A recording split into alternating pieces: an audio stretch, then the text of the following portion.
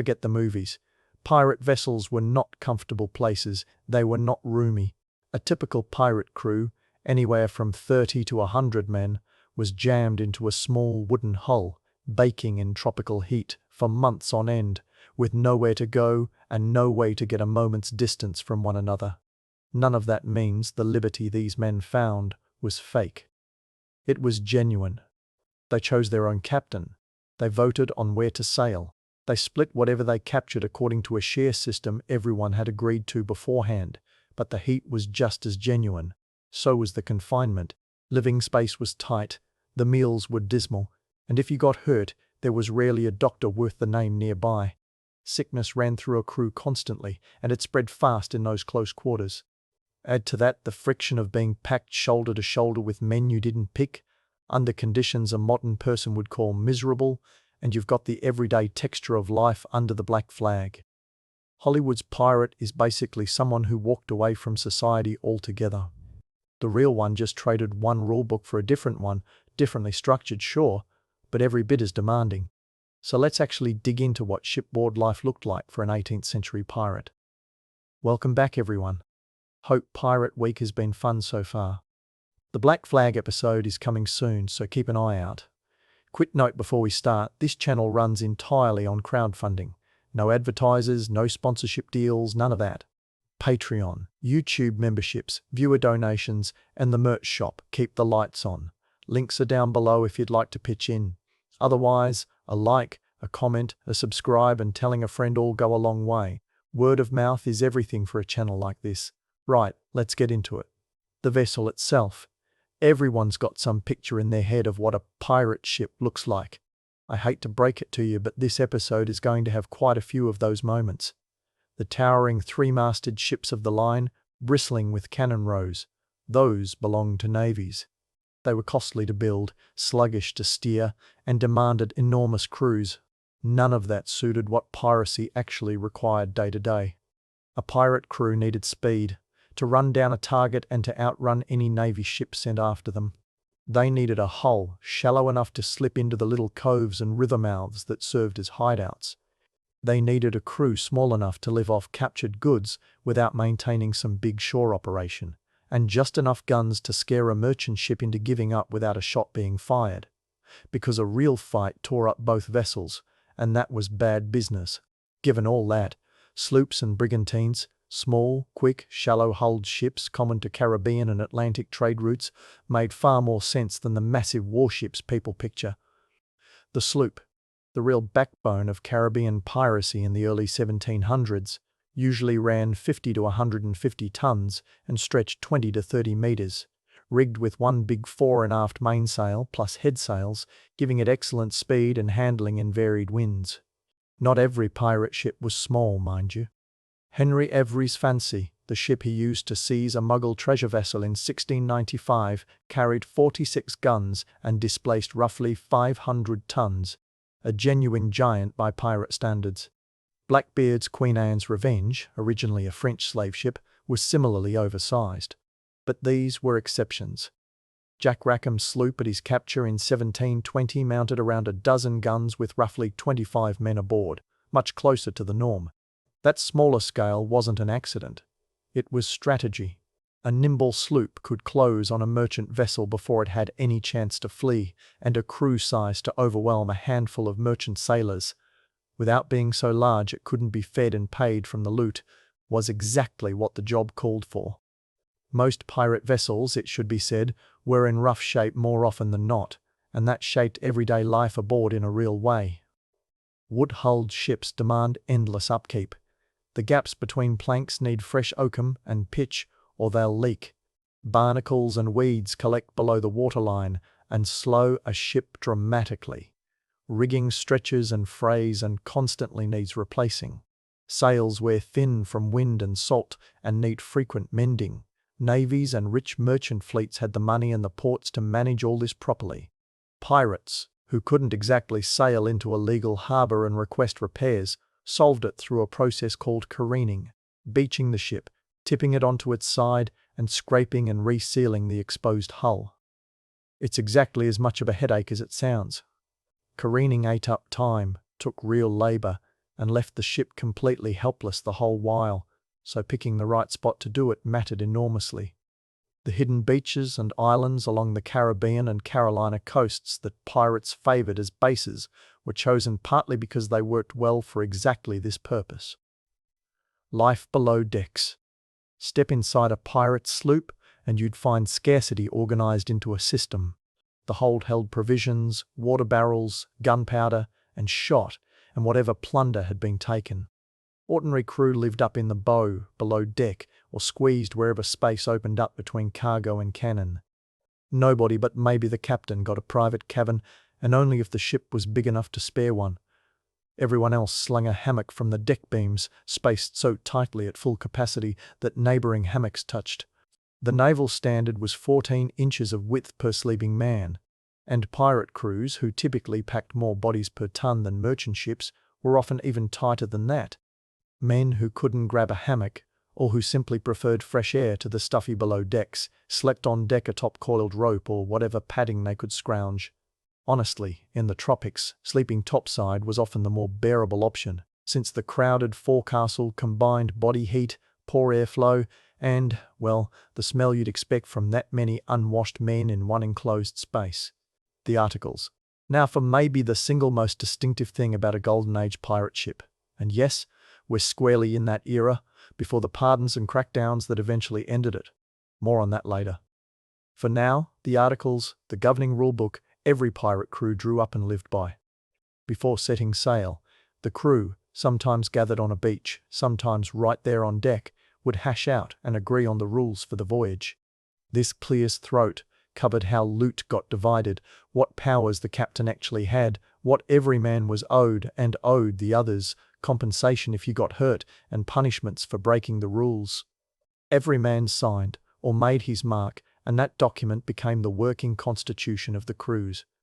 This wasn't just a profit-sharing memo. Looking closely, it functioned as something closer to a contract between equals. It built a governing structure from nothing, and it gave every single man aboard a real stake and real defined rights. The specific wording differed crew to crew, captain to captain.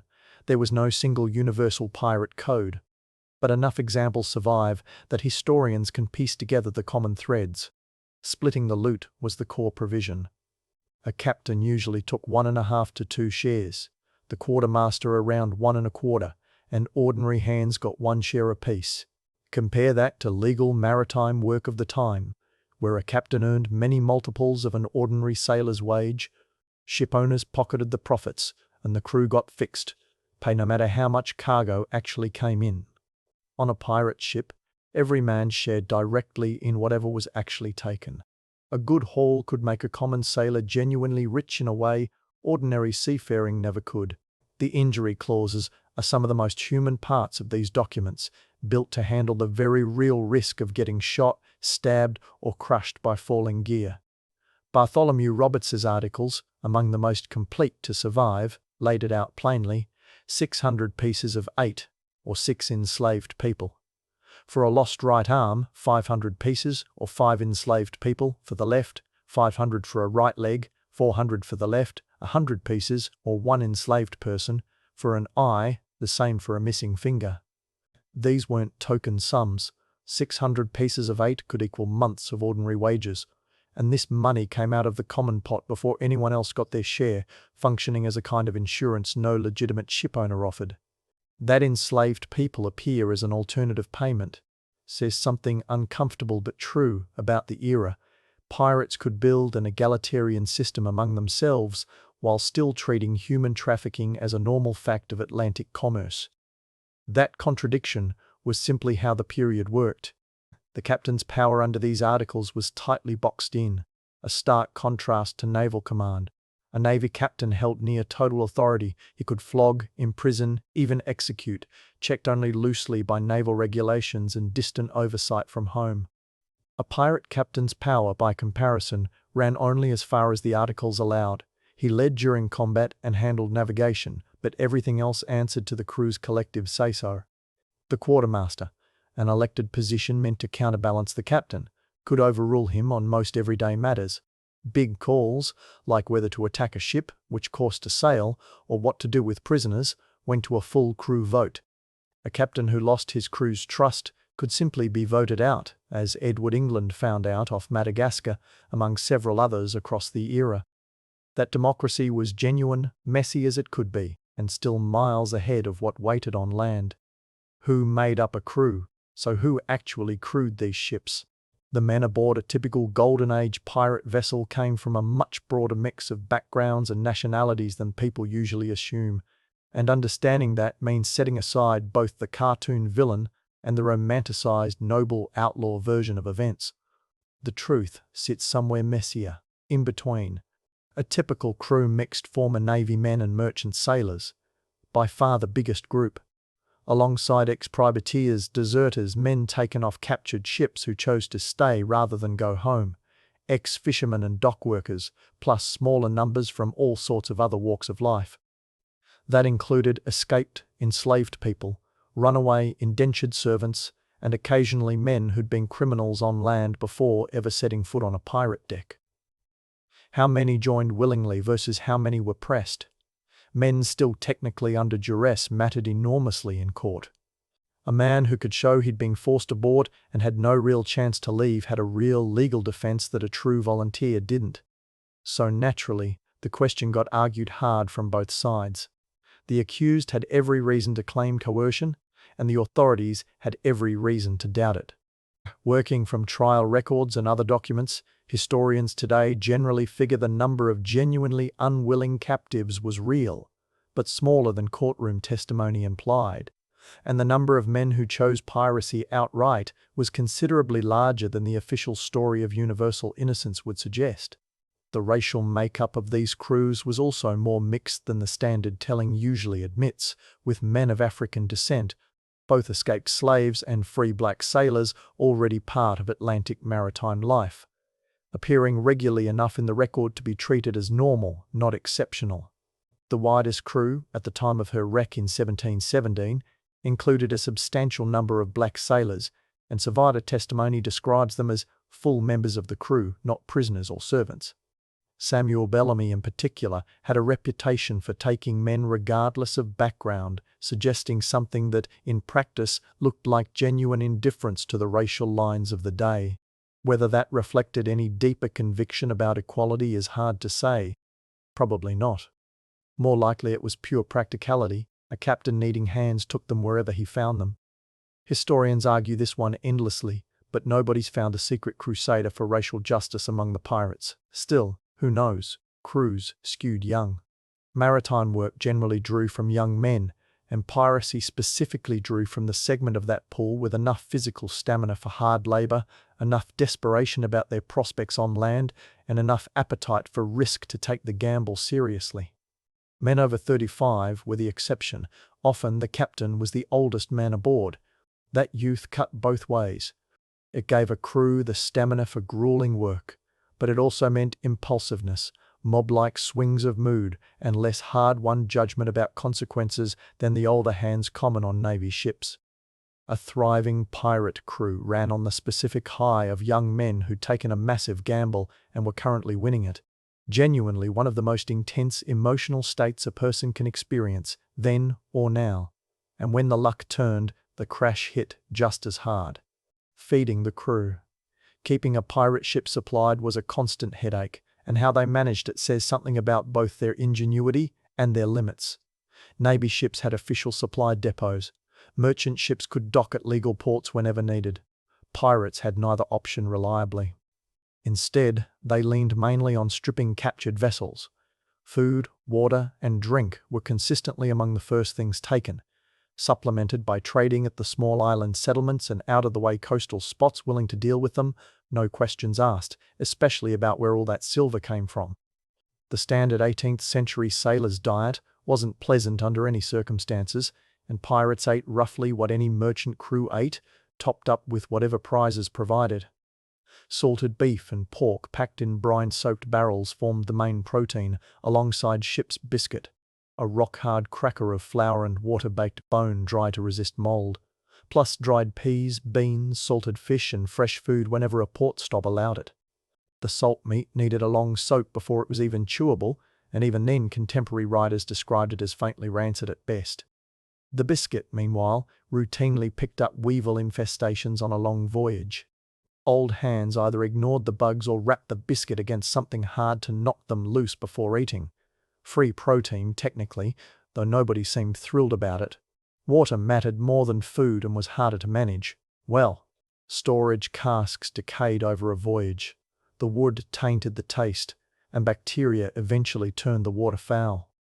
How fast depended on cask quality, heat, and how clean the water was to begin with, but 2 or 3 months at sea could easily leave the supply genuinely unsafe.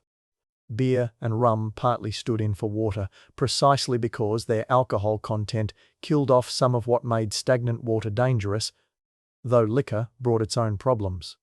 Rum specifically, distilled from Caribbean molasses and cheap by the standards of other spirits, was the pirates' drink of choice, showing up constantly in the record both as a social glue and as the fuel behind some of piracy's worst decisions. Fresh food, when they could get it, was treasured. Turtles caught in shallow Caribbean waters were especially prized. Kept alive on deck for weeks, they provided fresh meat on demand without any preservation issues.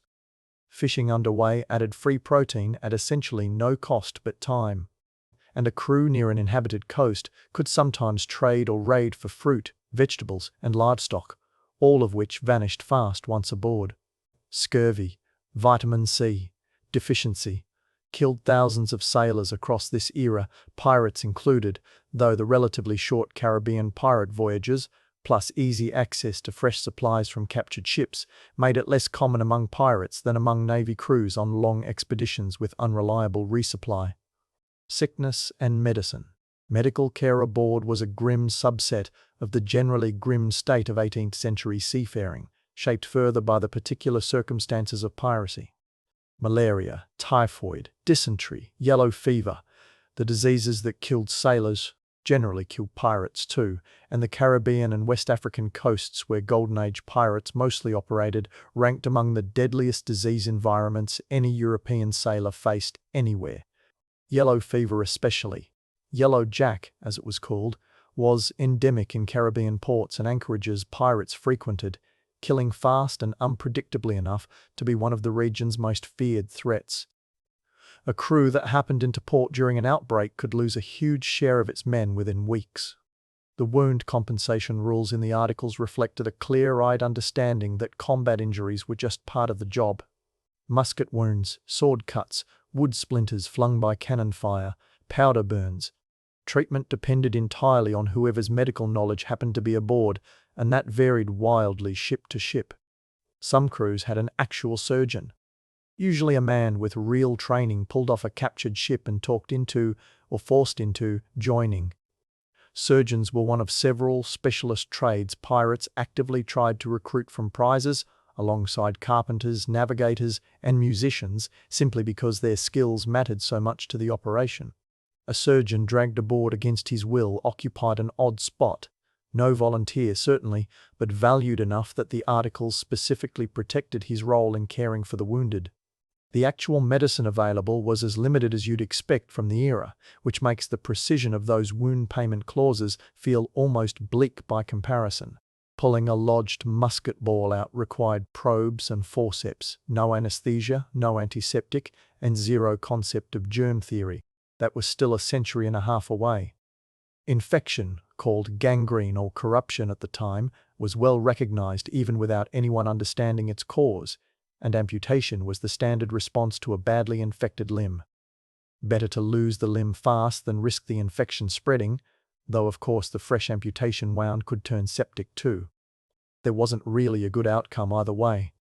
An amputation meant holding the man down, working with saw and tourniquet, no anesthetic beyond whatever the surgeon had on hand, and several strong crewmates pinning him in place while the surgeon worked as fast as he could.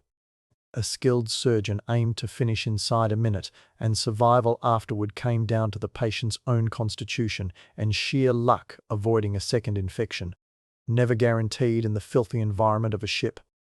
Painkillers, such as they were, mostly numbed rather than cured, laudanum and opium for pain, alcohol for both pain relief and nerve, plus a range of herbal remedies of wildly varying actual effectiveness. A surgeon who'd run through his laudanum on a long cruise had only alcohol left, enough to dull things somewhat, but nowhere near enough to spare a man from the full experience of a conscious amputation. The nerve required of the patient wasn't only a matter of grit. It was a genuine physical demand many men simply couldn't meet, and surviving accounts of these procedures rank among the more harrowing documents in medical history. Men whose wounds healed cleanly counted themselves fortunate. Those whose wounds turned septic faced an outcome nobody could predict, except that however it went, it would be brutal. Keeping order. Running a pirate ship day to day was a constant balancing act that the articles addressed on paper, but that real shipboard life complicated in ways the drafters hadn't always foreseen. Disputes over loot, accusations of pilfering from the common stock, personal fights that escalated, failures of nerve during a chase or fight. All of it needed resolving somehow, with no outside legal system to turn to, in an environment where the whole enterprise depended entirely on the crew staying united. It's awkward enough falling out with someone you'll see at the office tomorrow. Try being stuck with them on a small boat for 3 straight months. Certain enforcement patterns show up again and again in the historical record, and together they paint a system rougher, yet also more formally organized, than the free-for-all image usually attached to pirates. Theft from a shipmate was punished harshly, partly because cramped shipboard life made petty theft both common and deeply corrosive, and partly because the whole scheme depended on everyone trusting the agreed division of spoils. Stealing from the common pool undermined the entire premise that made piracy work as a shared venture rather than just a pile of individuals chasing their own interests. If the plan was for everyone to profit together, it only worked if everyone actually played along. The standard punishment was marooning, set ashore on some deserted spot with a pistol, some powder and shot, and nothing else, which functioned both as collective justice and as a genuinely severe sentence in an age before anyone was coming to rescue you. Survival odds depended entirely on where you got left. An island with fresh water and something edible was survivable, as Alexander Selkirk proved. A dry sandbar was effectively a slow death sentence. Fights between crew members, a drunken brawl, a knife pulled over a woman ashore, some grudge that finally boiled over, got handled through formal dueling clauses, specific enough to suggest the drafters fully expected this kind of trouble. Roberts's articles, for instance, required any quarrel be settled ashore, sword and pistol, under the quartermaster's supervision. That served 2 purposes. It kept an armed brawl from breaking out on a moving ship loaded with sail, rigging, and loaded weapons, and it gave personal disputes a formal process that at least created room for cooling off before things turned violent. Whether the rule was actually followed every time, nobody can say for certain, but the fact that it existed at all tells you the problem was taken seriously. Captains who overstepped the limits the articles put on them faced real consequences. Several were deposed or killed outright. Charles Vane got voted out of his command in 1718 after his crew judged his refusal to engage a French warship as cowardice, a clean example of the democratic system working exactly as intended against an unpopular decision. Charles Harris, by contrast, was killed by his own crew in a mutiny, a far bloodier resolution when that same democratic mechanism broke down entirely.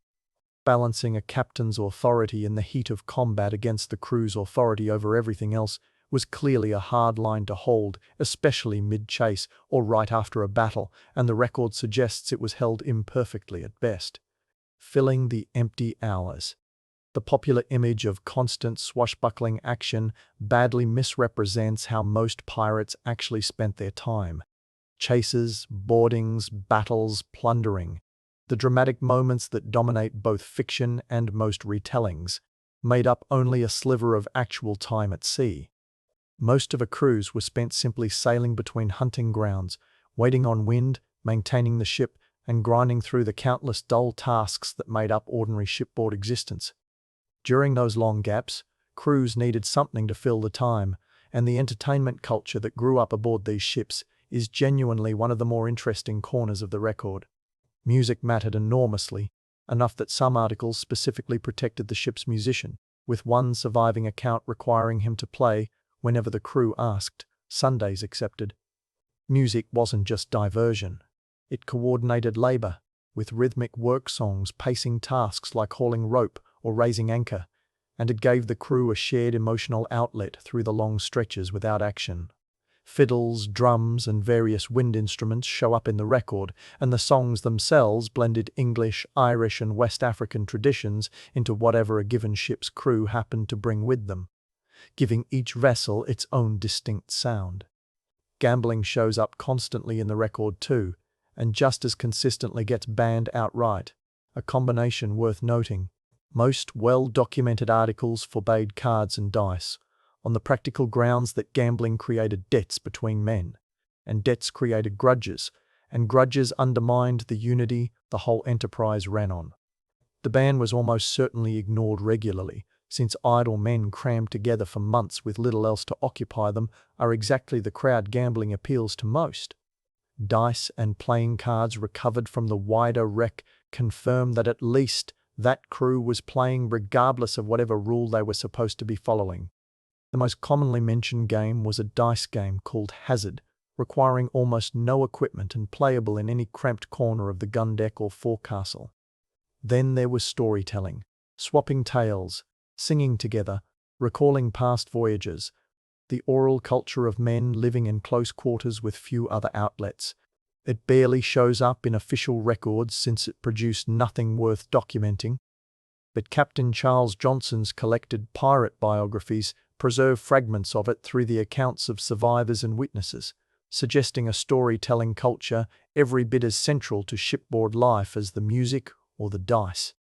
The business of violence, real violence, the part the courts obsessed over and popular imagination has run wildest with, was, from the crew's own point of view, something to avoid whenever possible. Sounds backwards, I know, until you look at the actual economics involved.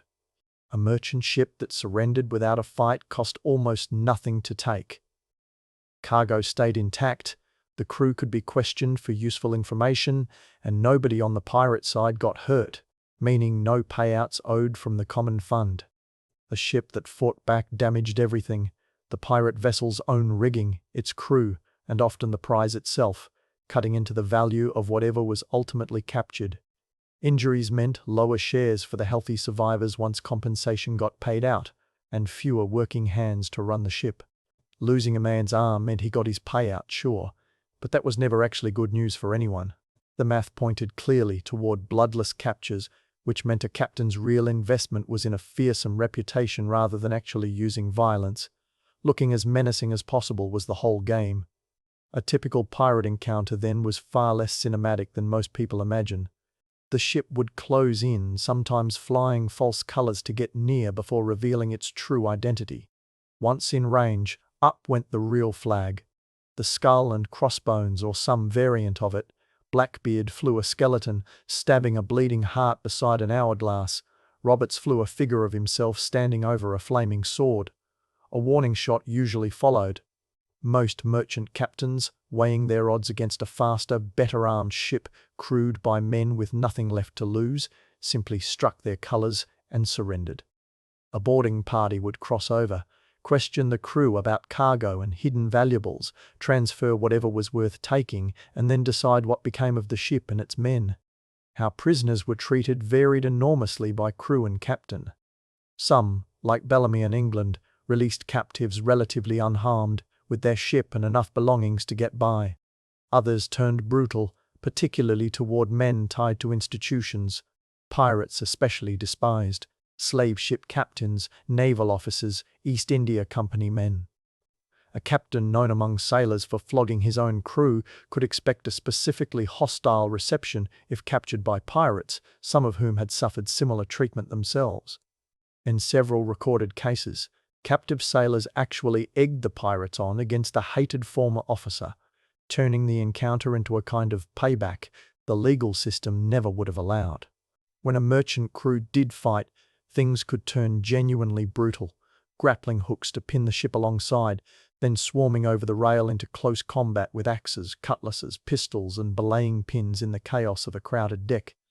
Gunsmoke, deafening noise, and men fighting hand-to-hand in the tight space between masts and hatch covers made for real carnage, and casualties in a hard-fought action could run high.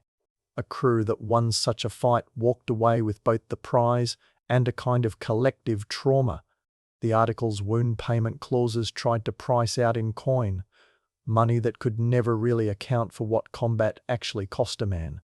The end of the line, most Golden Age pirates who got caught faced the same fate: trial before an admiralty court, conviction, and the gallows, or a colonial equivalent of the same. This was understood clearly by pirates themselves as the likely end of the road, and how they processed that knowledge is telling. Nobody was under any illusions about the danger.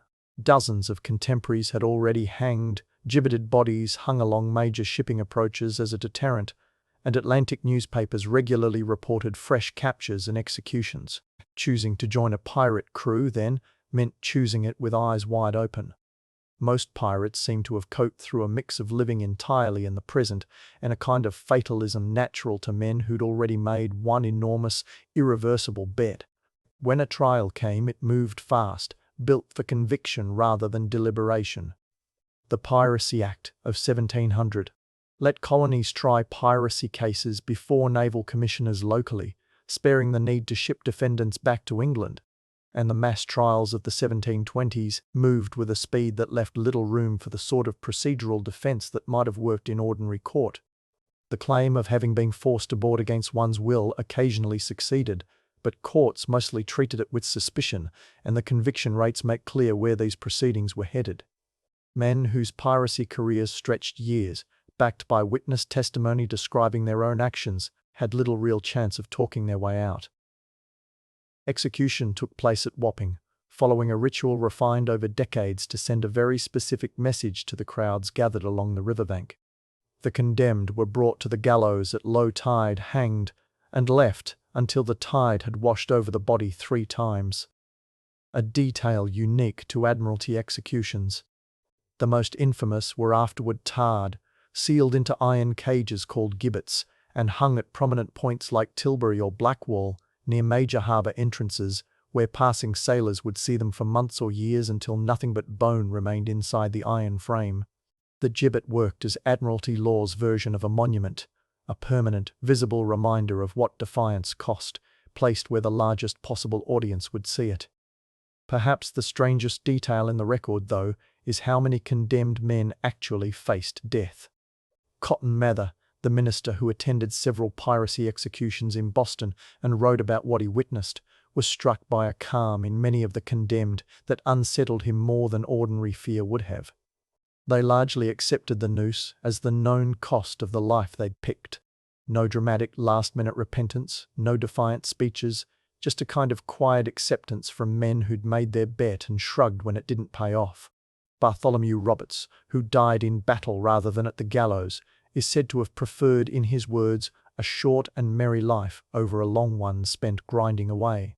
Whether he actually said it is impossible to confirm, and whether every pirate genuinely felt that way or just told themselves so, is something the record simply can't settle.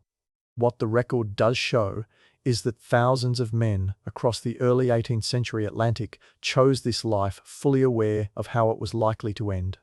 And that says something about how bad the alternative looked to them. Whatever else it was freedom, purchased at the highest possible price. Thanks so much for watching. Hope you enjoyed this look at life aboard a pirate ship. Could have been worse, could have been better too, honestly.